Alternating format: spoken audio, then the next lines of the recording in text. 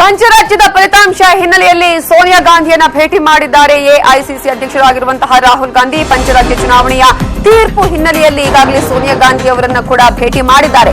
5 ರಾಜ್ಯಗಳ ಚುನಾವಣೆಯಲ್ಲಿ ಒಂದ್ ಕಡೆ ಕಾಂಗ್ರೆಸ್ ಕಿಲ ಅನ್ನುವಂತಹ ಒಂದು ವಿಚಾರಕ್ಕೆ ಸಂಬಂಧಪಟ್ಟಂತೆ ಕಾಂಗ್ರೆಸ್ನ ಈ ಒಂದು ಗೆಲುವಿನ ಹಿನ್ನೆಲೆಯಲ್ಲಿ ಈಗ ಸೋನಿಯಾ ಗಾಂಧಿ ಅವರನ್ನ ಭೇಟಿ ಮಾಡೋದಕ್ಕೆ ಆಗಮಿಸಿದ್ದಾರೆ ಎಐಸಿಸಿ ಅಧ್ಯಕ್ಷರಾಗಿರುವಂತಹ ರಾಹುಲ್ ಗಾಂಧಿ. ಪಂಚರಾಜ್ಯ ಚುನಾವಣೆಯ ತೀರ್ಪಿನ ಕುರಿತು ಕೂಡ ಅವರು ಮಾತನಾಡಲಿದ್ದಾರೆ. ಈ ಒಂದು ಹಿನ್ನೆಲೆಯಲ್ಲಿ ಈಗ 5 ರಾಜ್ಯಗಳ ಚುನಾವಣೆಯಲ್ಲಿ ಕಾಂಗ್ರೆಸ್ನ ಒಂದು ಗೆಲುವಿನ ಬಗ್ಗೆ ಸೋನಿಯಾ ಗಾಂಧಿ ಅವರ ಜೊತೆ ಈಗಾಗಲೇ ಚರ್ಚೆಯನ್ನು ಕೂಡ ನಡೆಸಲಿದ್ದಾರೆ.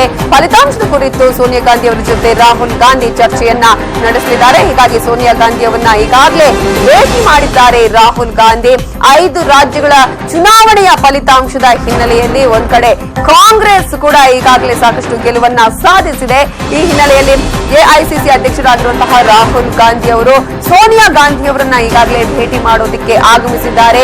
ಈ ಒಂದು ಫಲಿತಾಂಶದ ಕುರಿತು ಕೂಡ ಚರ್ಚೆಯನ್ನ ಮಾಡುವಂತಹ ನಿಟ್ಟಿನಲ್ಲಿ ರಾಹುಲ್ ಗಾಂಧಿ ಆಲ್ರೆಡಿ ಸೋನಿಯಾ ಗಾಂಧಿ ಅವರನ್ನ ಭೇಟಿ ಮಾಡಿದ್ದಾರೆ. ಇನ್ನೊಂದು ಕಡೆ ನಾವು ಗಮನಿಸಬಹುದು, ಸಾಕಷ್ಟು ಕಡೆಗಳಲ್ಲಿ ಕಾಂಗ್ರೆಸ್ ಈಗಾಗಲೇ ಗೆಲುವಿನ ನಗೆ ಬೀರ್ತಾ ಇದೆ. ಈ ಹಿನ್ನೆಲೆಯಲ್ಲಿ ಸಂಭ್ರಮಾಚರಣೆ ಕೂಡ ನಡೀತಾ ಇದೆ.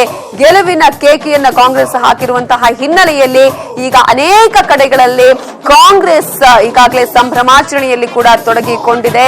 ಇನ್ನು ನಾವು ಗಮನಿಸಬಹುದು, 5 ರಾಜ್ಯಗಳ ಫಲಿತಾಂಶದಲ್ಲಿ ಸಾಕಷ್ಟು ನಾವು ಗಮನಿಸಬೇಕಾದಂತಹ ಅಂಶ ಏನಂದ್ರೆ ಅದರಲ್ಲೂ ಕೂಡ ಕಾಂಗ್ರೆಸ್ ಇಲ್ಲಿ ಗೆಲುವಿನ ಕೇಕೆಯನ್ನ ಹಾಕಿದೆ. ಆ ಒಂದು ಗೆಲುವಿನ ಹಿನ್ನೆಲೆಯಲ್ಲಿ ಆ ಒಂದು ಸಂಭ್ರಮಾಚರಣೆಯಲ್ಲಿ ಈಗಾಗಲೇ ಸಾಕಷ್ಟು ಕಾಂಗ್ರೆಸ್ನ ಮುಖಂಡರುಗಳು ಕಾಂಗ್ರೆಸ್ ಕಾರ್ಯಕರ್ತರು ಕೂಡ ತೊಡಗಿಸಿಕೊಂಡಿದ್ದಾರೆ. ಆ ದೃಶ್ಯಗಳನ್ನ ಕೂಡ ನಾವು ಗಮನಿಸಬಹುದು. ಪಂಚರಾಜ್ಯ ಚುನಾವಣೆಯ ತೀರ್ಪು ಒಂದು ರೀತಿಯಲ್ಲಿ ಕಾಂಗ್ರೆಸ್ ಪಾಲಿಗೆ ಟಾನಿಕ್ ಕೊಟ್ಟಂತೆ ಆಗಿದೆ ಅನ್ನುವಂತಹ ವಿಶ್ಲೇಷಣೆ ಕೂಡ ನಡೀತಾ ಇದೆ. ಪಂಚರಾಜ್ಯಗಳ ರಿಸಲ್ಟ್ ಅನ್ನ ಯಾವ್ಯಾವ ರೀತಿಯಾಗಿ ಯಾವ್ಯಾವ ಮುಖಂಡರು ನೋಡಿದ್ದಾರೆ? ಹಾಗಾದ್ರೆ ಯುಟಿ ಖಾದರ್ ಆಗಿರಬಹುದು, ಆರ್.ವಿ. ದೇಶಪಾಂಡೆ ಆಗಿರಬಹುದು, ಅಥವಾ ಪ್ರಿಯಾಂಕ್ ಖರ್ಗೆ ಆಗಿರಬಹುದು, ಈಶ್ವರ್ ಖಂಡ್ರೆ ಆಗಿರಬಹುದು, ಕೆಪಿಸಿಸಿ ಅಧ್ಯಕ್ಷರಾಗಿರುವಂತಹ ದಿನೇಶ್ ಗುಂಡೂರಾವ್ ಅವರು ಈ ಒಂದು ಫಲಿತಾಂಶದ ಬಗ್ಗೆ ಏನ್ ಹೇಳಿದ್ದಾರೆ ನೋಡ್ಕೊಂಡ್ ಬರೋಣ ಬನ್ನಿ. ಅವಕಾಶ ಇದೆ ಅಂತ ಅದು ನಮಗೆ 3 ರಾಜ್ಯಗಳು ಕೂಡ ಬರ್ತದೆ ಅಂತ ಒಂದು ಆಸೆ ಇಟ್ಕೊಂಡಿದ್ದೀವಿ. ನೋಡೋಣ, ಮಧ್ಯಪ್ರದೇಶ, ಛತ್ತೀಸ್ಗಢ, ರಾಜಸ್ಥಾನ್. ನಾವು ಹೇಳ್ತೀವಲ್ಲ, 3 ರಾಜ್ಯಗಳಲ್ಲೂ ಕೂಡ 5 ರಾಜ್ಯಗಳಲ್ಲೂ ಕೂಡ ಅವಕಾಶ ಇದೆ ಅಂತ ನಮ್ಮ ನಿರೀಕ್ಷೆ ಇದೆ. ಕಾಂಗ್ರೆಸ್ಸಿನ ಶಕ್ತಿ ವೃದ್ಧಿ ಆಗ್ತದೆ, ಅದರ ಬಗ್ಗೆ 2 ಮಾತಿಲ್ಲ. ಈಗಾಗಲೇ ಮೊನ್ನೆ ಉಪಚುನಾವಣೆಯಲ್ಲಿ ನಮಗೆ ಹೆಚ್ಚು ಶಕ್ತಿ ಬಂದಿದೆ, ಬಲ ಬಂದಿದೆ. ಈ ರಾಷ್ಟ್ರೀಯ ಎಲೆಕ್ಷನ್, ರಾಜ್ಯದ ಎಲೆಕ್ಷನ್ ಮುಂದಿನ ರಾಷ್ಟ್ರೀಯ ಎಲೆಕ್ಷನ್ಗೆ ದಿಕ್ಸೂಚಿ ತರ ಹಾಗಾಗಿ ಇವತ್ತು ರಾಹುಲ್ ಗಾಂಧಿಯವರ ನಾಯಕತ್ವದಲ್ಲಿ ನಿಜವಾಗಿ ಕಾಂಗ್ರೆಸ್ ಪಕ್ಷ ಬಹಳ ಸಮಯ ನಂತರ ಪುನಃ ಒಳ್ಳೆ ಸಂಘಟನೆ ಮಾಡಿ ಗ್ರಾಸ್ ರೂಟ್ದಿಂದ ಮೇಲ್ಮಟ್ಟ ತನಕ ಇವತ್ತು ಪುನಃ ಆ ರಾಜ್ಯಗಳ ಜನರ ವಿಶ್ವಾಸ ಸಂಪಾದನೆ ಮಾಡಿದೆ.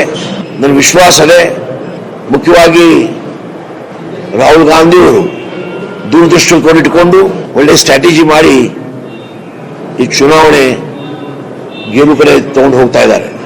ಇವತ್ತು ದೇಶದ ಜನರಿಗೆ ಬಹಳ ಅತ್ಯಂತ ಖುಷಿಯಾಗಿದೆ.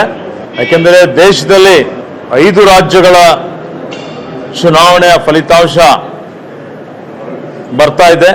5 ರಾಜ್ಯಗಳಲ್ಲಿ ತೆಲಂಗಾಣ ಒಂದು ಹೊರತುಪಡಿಸಿದ್ರೆ ಎಲ್ಲಾ ರಾಜ್ಯಗಳಲ್ಲಿ, ವಿಶೇಷವಾಗಿ ರಾಜಸ್ಥಾನದಲ್ಲಿ ಕಾಂಗ್ರೆಸ್ ಪಕ್ಷ ಅಭೂತಪೂರ್ವವಾದಂತ ಜಯ ಸಾಧಿಸ್ತಾ ಇದೆ.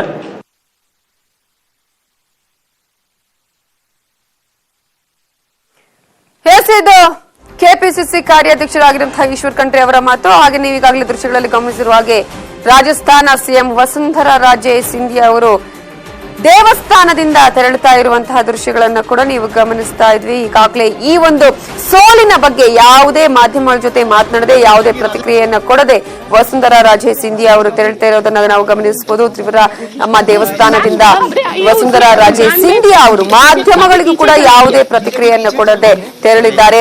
ಯಾಕಂದ್ರೆ ಈ ಒಂದು ಸೋಲು ಈಗಾಗಲೇ ನಿರೀಕ್ಷಿತವಾಗಿತ್ತು ಅನ್ನುವಂತಹ ಮಾತನ್ನ ಕಾಂಗ್ರೆಸ್ನವರು ಹೇಳ್ತಾ ಇದ್ದಾರೆ. ಯಾಕಂದ್ರೆ ಆಡಳಿತ ವಿರೋಧಿ ಅಲೆ ಅಲ್ಲಿ ಕಂಡು ಬಂದಿತ್ತು, ಸಾಕಷ್ಟು ಪ್ರತಿಭಟನೆಗಳು ನಡೆದಿದ್ವು.